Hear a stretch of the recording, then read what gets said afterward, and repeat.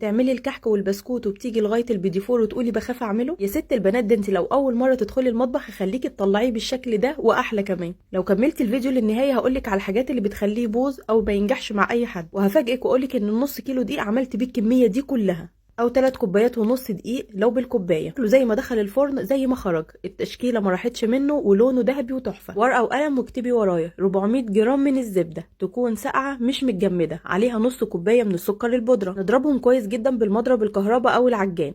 لو ما عندكيش هتضربيهم بمضرب السلك اليدوي، بس هياخدوا معاكي وقت كتير عشان لازم يكون شكلهم بالشكل ده. ده السكر البودره والزبده بعد ما ضربناهم حوالي 10 دقايق بالمضرب. هنحط عليهم بيضه كامله وصفار بيضه وربع معلقه صغيره من الفانيليا. البيضه الكامله بتخليه متماسك، وصفار البيضه بتديله نعومه.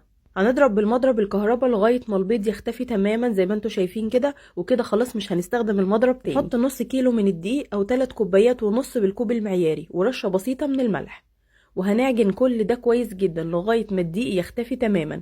مش هنعجن عجين زياده عن اللزوم، احنا بس عايزين الدقيق يختفي تماما في الزبده والسكر والبيض اللي ضربناهم. لو وصلتي لحد هنا اكتبي لي في الكومنتات لحد دلوقتي صعب عليكي المقادير والمكونات او الطريقه، قولي لي لو في اي حاجه عدت صعبه في اللي انا قلتها.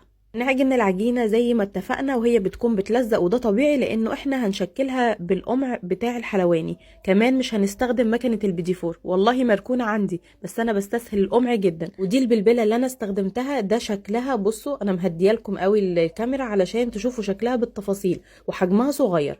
هبتدي اخد من العجينه كميه صغيره ما تمليش الكيس كله، بعدين اجرب 3 4 وحدات كده في الصاج، ادخله الفرن على درجه حراره 180 واشوف العجينه بتاعتي مظبوطه ولا لا.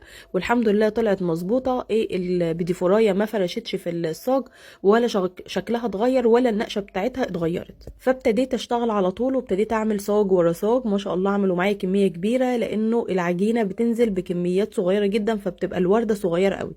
بقيت العجينه حطيت عليها معلقه من الكاكاو الخام وابتديت اعمل بالشوكولاته. وزي ما انتم شايفين انا حاطه كام واحده كده بالفانيليا علشان لما اللي بالشوكولاته تستوي اعرف انها استوت ازاي. لما اللي بالفانيليا لونها يبقى ذهبي وتبتدي يبقى لونها ذهبي كده، خلاص يبقى كل الصاج استوى. فدي طريقه برضو علشان ما يتحرقش منك اللي بالشوكولاته، لانه صعب انك تعرفي ان هو استوى ولا لا، لانه هو لونه بيبقى غامق. زي ما انتم شايفين بعد ما بيطلع من الفرن بيبقى شكله عامل ازاي. ما شاء الله زي ما دخلت زي ما خرجت، لونها ذهبي وجميل. وهنا بقى نزينها باي حاجه موجوده عندك. انا هديلك الافكار وانتي وذوقك بقى تقدري تحشيها مربى بالشكل ده وتنزليها في الشوكولاته المتسيحه. دي شوكولاته خام سيحتها في الميكروويف، وشوكولاته خام بيضه وشوكولاته خام بني والسبرينجل ده. وممكن نحط مكسرات لو عندك مكسرات مجروشه، او نقدر نحط جوز الهند مبشوره. يعني التزويق ده على ذوقك انتي، انما انا حبيت اديلك بس افكار بسيطه ان انت تزيني بيها ازاي. شايفين كلهم قد بعض. حاولي تظبطي ايدك وانت بتعمليها بالقمع كده في الصينيه. ودي شكل النهائي بتاع البيدي فور، تحفه جدا. بس انا شيلته بقى علشان ازينه وقت تاني. وبالف هنا.